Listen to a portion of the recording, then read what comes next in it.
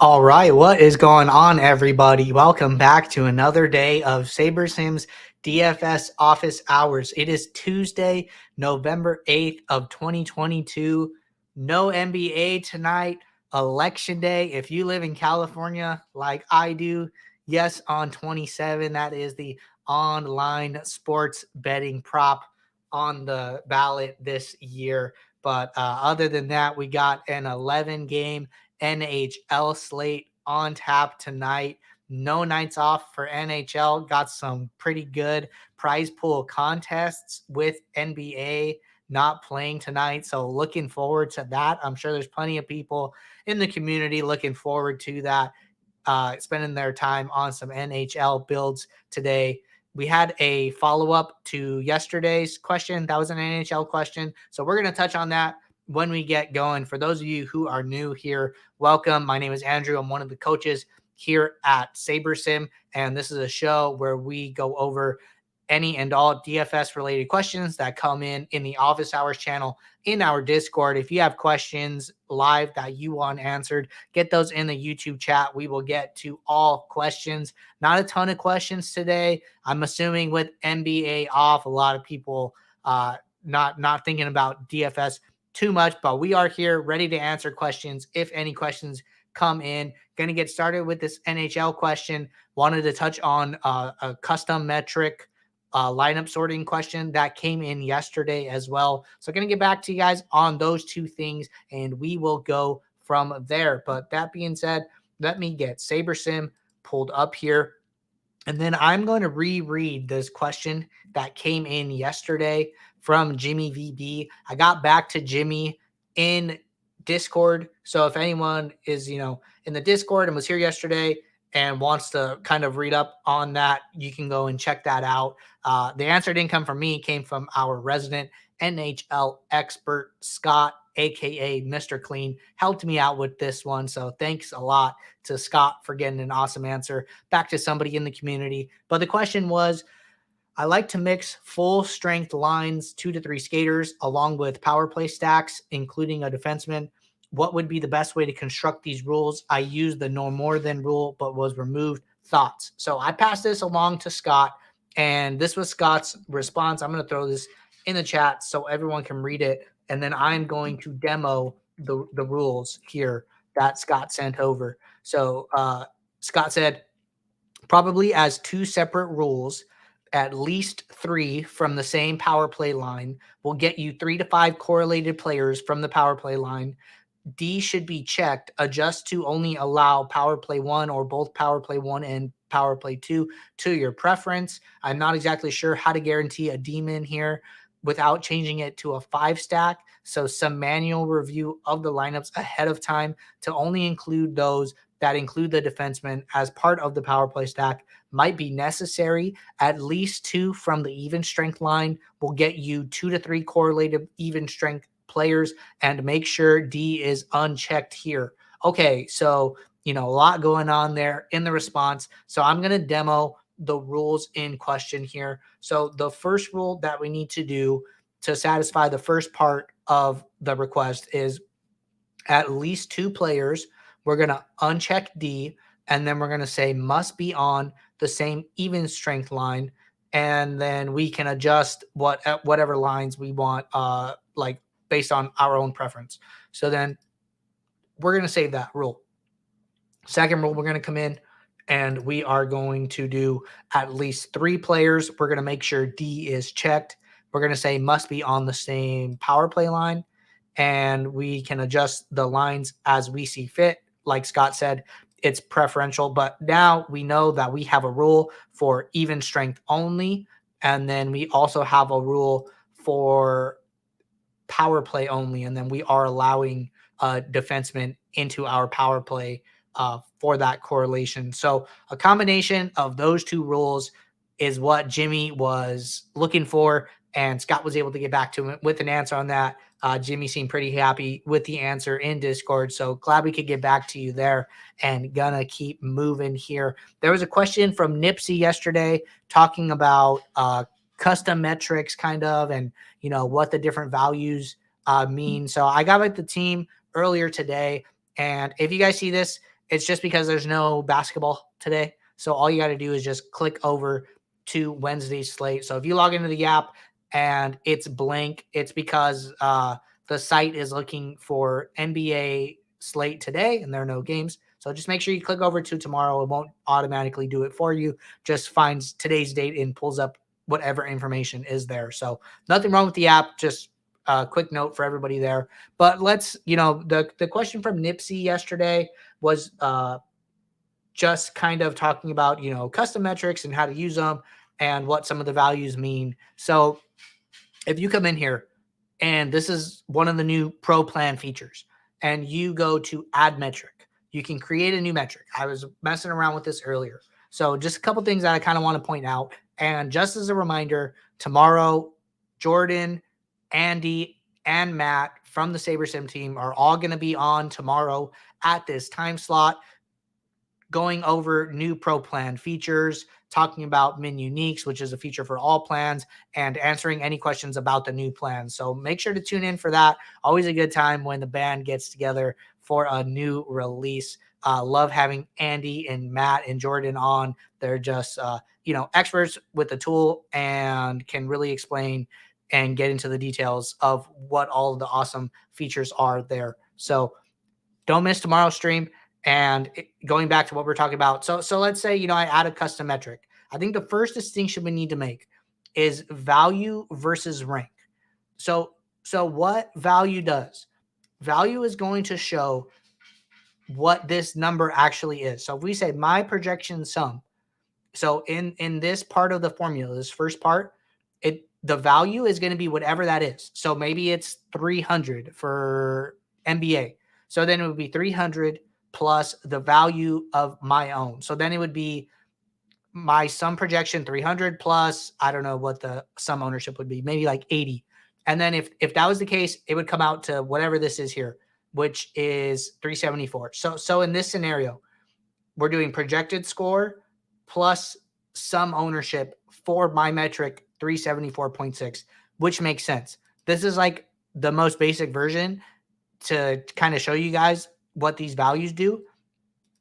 If you change this to rank and you go rank descending, and then we change ownership to rank, and we also go descending. So what this is going to do now that we changed it from value to rank, it is going to normalize the projections to whatever amount of lineups you have in your pool.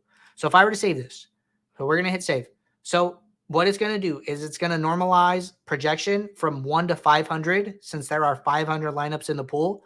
And it is also going to normalize ownership, which is the second variable here, from 1 to 500. So even though there are different values with kind of different scales, this is a way of saying, like, where does this lineup, what is this lineup's rank in our pool of 500 combined with what is this lineup's rank in our pool with this other variable. So that's kind of what this comes out to. So if I were to look at this, depends how you want to like look at it. But in this instance, the way that we did this, my metric of 352 is like a combo of my projection sum, rank descending. So that's like from the highest projection down. So highest projection gets 1, and then the worst projected gets 500. And then for ownership, the highest owned gets 1, and then the lowest gets 500 is the way to think about it. So in that scenario, my metric of 352 would be kind of low. That means that like your projection is pretty low in your pool, and then your ownership is pretty low in your pool as well. So what I just want to caution you guys is I know there's like a lot of excitement around the new custom metrics. I would say like a night like tonight, maybe you're not playing NHL, no NBA, like come in here, your regularly scheduled time to build your lineups and spend some time trying to understand this. I will say that I've seen people excited about it, coming in here, using it. I will say, like, with the pro plan specifically, there are a lot of ways to like quote unquote break things or do things to your lineups that are moving in a negative EV direction. And like that's kind of what the pro plan is. Think of it as like less right or wrong and more like kind of open source where you can come in and you can build things and do your own things. And there's not, it's going to be really hard for us to tell you like if that is right or wrong. So you got to spend like a time in here understanding what these different things do, understanding what ascending versus descending does, mess around with the weights. You could put negative weights as well. And so I would just say like exercise caution, go slow in your custom metrics and try and be very thorough with what you're doing, why you're doing it, and trying to understand it in the post build phase. But, whatever this, my metric is, like this is like a perfect example. It says, some projection plus some ownership. And we can kind of double check that here. So I think that, just start with the basics like we just did, start with like a sum formula and see what that is. Then you can, change this to geo mean. You can do all kinds of crazy things with these values. So that's my advice on custom lineup metrics. If you have more questions about it, get them in the queue for tomorrow's stream. Going to be an action-packed stream, so really looking forward to that there. But wanted to get back to the NHL question. Wanted to talk a little bit about what this value is representing, and it all depends on whether you are using rank or value is the big one. And then if you are using rank, whether you're using ascending or descending. Not even getting into the weights yet. We're not even there yet. So I got to spend some more time myself trying to understand these things. But, like that's kind of what I'm saying. Like really take your time.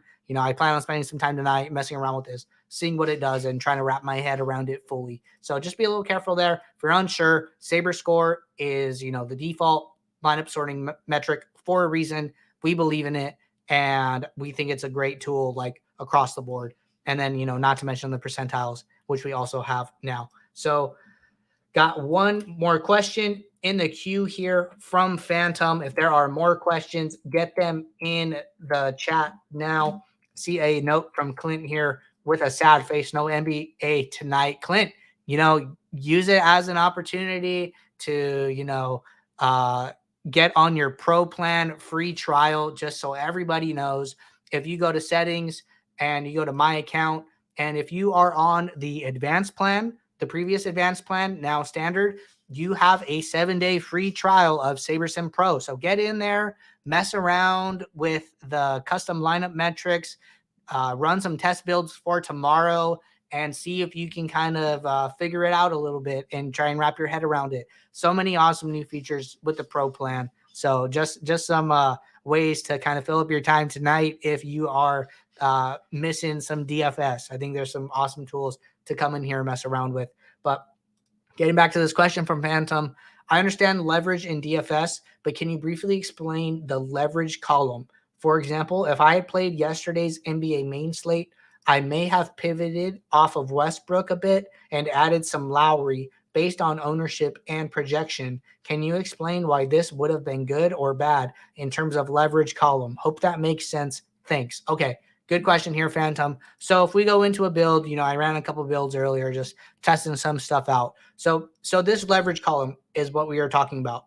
Okay. So just first and foremost, what this leverage column is showing, all it is exposure minus ownership. So what we're saying is that the percentage of lineups with this player in your number of lineups is 80%, which is 16 divided by 20 is 80%. So you have 80% of your lineups have this player. The player's ownership, we are projecting at about 3%.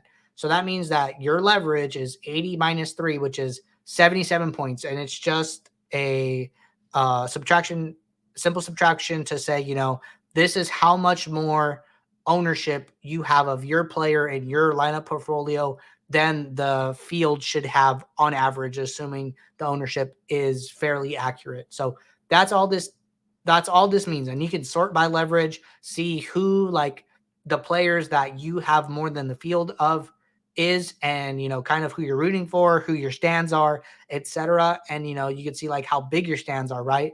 I mean, we have like some 20 to 30s, and then we have this huge jump with TJ McConnell.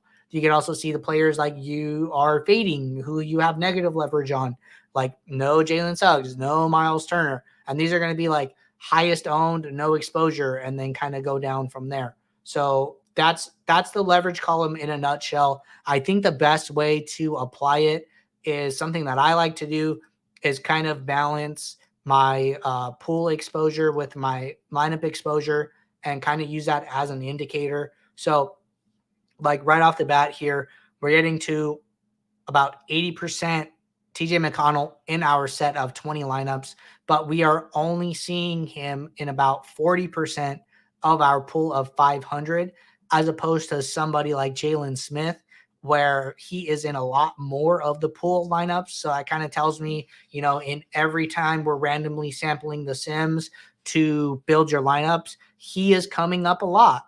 And, he might be like a really good play. You can do a quick check and sort by pool ownership. I think this is something interesting.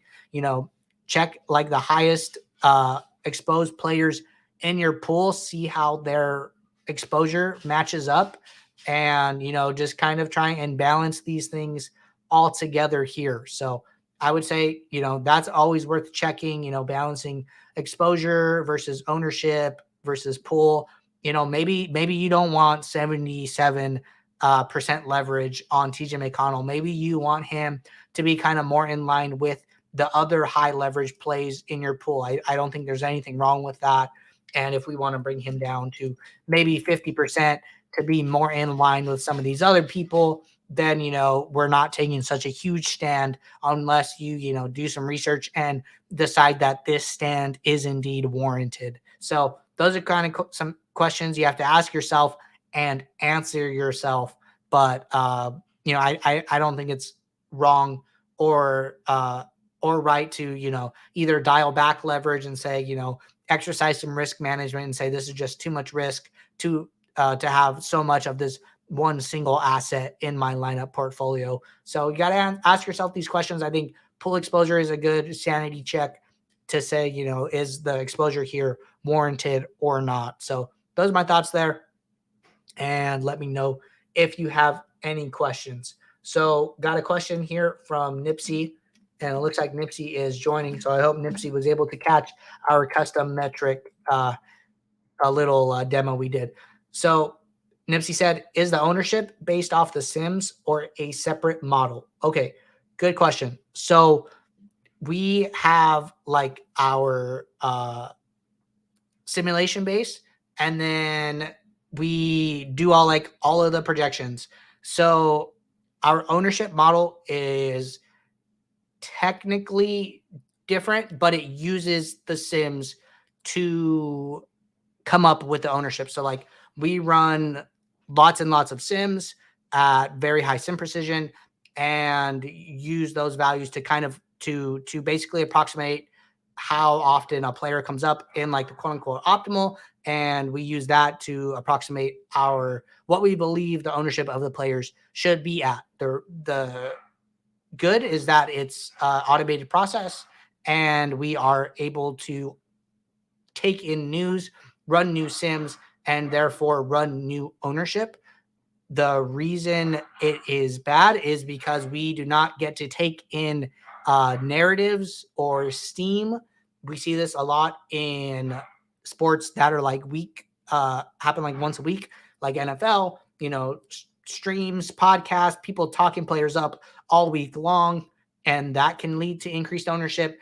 Golf is another really good example. Guys who are really good with recent form or, playing at their home course, things like that. The ownership model is never going to pick up on. So those are areas where you can improve the ownership. If you hear those things, keep your ear to the ground, scanning DFS Twitter, things like that. You can catch onto some of those narratives and make adjustments to the ownership process, the ownership projections where you see fit. But they are two separate models. they do kind of interact in a way. So hope that answers your question, Nipsey.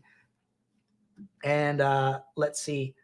Nipsey just had a follow-up here and said, just asking because there has been huge discrepancy in the projections and reality. And yes, thanks for the explanation. So, what I can say is that, our ownership model is not perfect. And we've talked a lot about it. I say, especially like this NBA season, if you're looking for like a kind of a deep dive on our ownership, what I would do is go over to our YouTube channel. I'd say like, we kind of did a segment on this recently. So where if you go to our YouTube channel, which I'm going to pull up here, go to playlists, go down to the office hours playlist, and I would just hit view full playlist. And where we talked about this was here, this video here, is ownership in DFS the ultimate game theory aspect? And this is where we did a deep dive into ownership. And you can come in here, you can see the timestamps. I think we talked about it multiple times throughout the stream. So I would come in here, I would check out the timestamps for ownership. It's very specific, can't miss it. So I would highly recommend watching this video or the segments in this video about ownership. We talk about the ownership model. We talk about ownership across the industry and how ownership projections in and of themselves can lead to higher or lower ownership. It is really the ultimate game theory aspect from my point of view. So highly recommend watching it. It's a good watch there, and looks like you commented great. So hope you are able to view that. And if you have any more questions, after watching that, just come back to the Office Hours channel. I'm here 5 days a week answering questions, so I'm not going anywhere. All right. I see one question in the YouTube chat from Demetrius. Demetrius said, after crunching lineups, should I use the SaberSim score or use 85th, 95th percentile? Which score is the score with the best chance of winning? So Demetrius, if I knew the answer to that, we would make it the default in the app for you. That's the truth. We want our users to win. And, if I knew which one was the best, that would be the default. Right now, the default is SaberScore because SaberScore is balancing correlation, ownership fade, and upside. I think that if you are unsure, SaberScore is still and will still continue to be the best lineup sorting metric. I think that, what these other options do is allow you to say, hey, SaberScore, kind of a black box, not really sure what's going on. Let me just use percentiles, and percentiles will just not take into account correlation, not take into account ownership fade, and just show you like raw upside of a lineup. So that's kind of what percentiles are doing. If you go to, the custom metrics let you kind of create your own metric in your own, like it's your own box, and you can do whatever you want with it. So what I've been telling people is that as on large classic slates, I think this upcoming slate on Wednesday for NBA tomorrow is a good example. It's like 10 games plus classic slate. I think on slates like that, it is okay to use percentiles. And I don't think there's a wrong or right one. I would say that, 95th is kind of something we've thrown around a lot just because it is like those higher upside outcomes. So just think of percentiles as, if you're using the 95th percentile, that means that we are using we are grading lineups based on the number of times that they finish in they finish in the top 5% of okay, hold on. So if we sort by 95th, I think this is a better way to show it. You're going to see this score here. And what this is going to say is that this 318.9 is the 95th percentile of this lineup. That means that this is the score that this lineup reaches or exceeds 5% of the time in our entire sim database. So that's what that means. I think that if you're going to use percentiles, it's better to try and shoot for like the upside outcomes that will probably win you a slate, as opposed to going for like this 85th percentile of 301.62. I think that, that's a good score, but I think you're more likely to win with a 95th percentile. So kind of optimizing for that is good. There's a case to be said for 99th. I think, as you go up in percentile, it becomes more and more variant. So there's like a balancing act of, we don't want to just min cash, but we want to shoot for upside, but we don't want to have too much variance in our lineups. So that's why there's like no wrong or right answer. You kind of have to experiment with them and see what best fits your own process and your own goals and what you can live with over a, week to week, month to month sample size with using these metrics. So I would highly recommend testing them out, using different ones. Maybe you do like a subset of contests with 85th and a subset of contests with 95th and a subset of contests with 99th, and you try that for 2 weeks and see how that goes, and that kind of leads you to say, okay, I'm kind of leaning more toward this one. I'm more comfortable with the results over time, and I think that is an awesome way to try these things out. So highly recommend trial and error approach with a lot of these things. Not a wrong or right answer in most cases, but if you're unsure, I'll SaberScore by default. You can't go wrong there. So those are my thoughts. Nipsey said, question here in the Discord. And so how would you set up your initial build for the 95th percentile? Okay, so what Nipsey might be referring to, and correct me if I'm wrong, is that, before what you could do was there was a drop down here and you could set every player's projection to their 95th percentile outcome and build based off of that. It was a very blunt tool for trying to approximate what we are now trying to approximate with lineup percentiles. I think I responded to somebody in the Ron Pure Discord basically with like this exact explanation. So let me go and find this, but it was I think what I said was like exactly what we're looking for here. So somebody asked me, do you think using lineup percentiles is the same as it was when I used to click on the 95th percentile first and make everyone's projection 95th percentile and not use the lineup sorting metric? Is the short of the question. It said, because somebody said, I'm curious because now if I sort by percentile, the SaberScore is out of order. So what I responded was, we believe sorting lineups as a whole by percentiles is objectively better than giving every player their 95th percentile projection and grading lineups based on that. The fact is that not every player on a slate will have their 95th percentile outcome. So it was a very blunt way of trying to predict upside.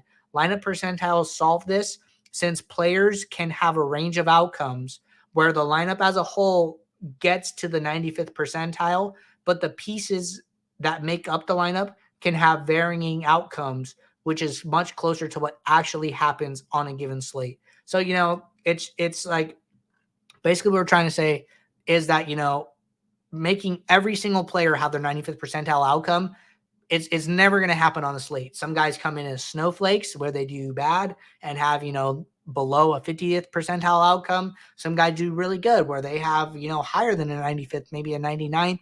And then there are a bunch of players in between. And it's not to say that the lineup as a whole didn't have a really high upside outcome, but it's just so unlikely that every single player is going to have a 95th exactly. And we objectively believe that 95th percentile lineup sorting is way better than setting custom projections to 95th and then grading your lineups based on SaberScore based on that. So that's why we changed it. That's why we took it away. We think this new method is better and it is available for all plans. So, there was like no paywall to get to this feature, which is why the custom percentile metric is now taken away. So highly recommend using lineup percentiles as opposed to the previous version. We think this is a lot better across the board. So hope that answers your question, Nipsey. Not seeing any other questions, anybody. And I know that there is no NBA tonight. So what I would recommend for everybody is that if you have not started your SaberSim Pro trial, start it now. It is a 7-day, no strings attached, free trial. The trial will end after 7 days. You will not be automatically upgraded. If you like the features in the Pro plan, then you will, after your 7 days are up, you will revert back to the plan you were on, and then you can come in and then decide if you do indeed want to upgrade. So I would recommend taking this night of NBA, since we don't have any NBA games tonight, taking this time to see what the Pro Plan features are all about. We're going to have a stream with Andy, Matt, and Jordan tomorrow talking about the Pro Plan. I think if you can familiarize yourself with it, mess around with the new features, then you will be able to ask better questions tomorrow and make sure your questions get answered live. If you have Pro Plan questions, get them in the office hours channel now. But that's what I recommend everybody give a shot for. So got a question here from Chance. How many min uniques should I use for NHL? So Chance, I don't think there's a right answer. What I will say is that I would always encourage you to use as many min uniques as you can while staying within the top 25 to 50% of your lineup pool. So if we ran a build with 500 lineups and we weren't very opinionated in the post build phase and we're only building 20 lineups, I would experiment with multiple different levels of min uniques and see how far down in my pool I have to go to get to those lineups. So, right off the bat here, and I think we ran this with the stacking rules that we demoed at the beginning of the stream, just so everybody knows, if anyone is looking at the lineups and sees a lot of correlation going on here. So I would just come in here.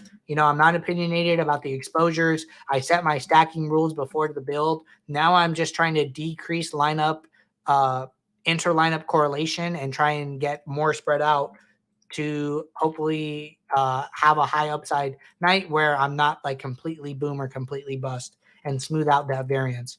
So right now at 5 min uniques, in where there are 1, 2, 3, 4, 5, 6, 7, 8, 9 players in a lineup. So that means more than half of the players are not shared between any two lineups, which is awesome. And we are only at lineup 63 of 500. So let's see how high we can go here. I would be totally comfortable playing 6 min uniques at rank 131 out of 500. I bet you once we get to 7 here, we're probably going to get deeper into the pool. I would start to exercise caution about using these lineups. I think we're getting more than enough min uniques at 6 and would be very comfortable taking 6 min uniques at this rank in my pool into my build. So it's something that you have to mess around with yourself. I will say that if you are adjusting exposures, I would adjust the exposures first. I would apply those exposures, and then I would see how far down in the pool that gets you, and then adjustment uniques from there to see if you go beyond the point that your exposures took you or not. So just a note there, if you are making adjustments to exposures, I would recommend doing that first and then going and adjusting min uniques from there. Dimitri says, thank you for the help. Happy to help and happy to, explain the new features to the best of my ability. But that being said, everybody, that was our last question there from Chance. Don't miss tomorrow's stream. Going to be an awesome one. We will be back on Thursday for our regularly scheduled office hours, answering any and all questions. So until then, good luck. Get in on the SaberSim Pro free trial. Check out the new features and come ready with good thought out questions for the team tomorrow. I hope you can stump them. So till then, see ya.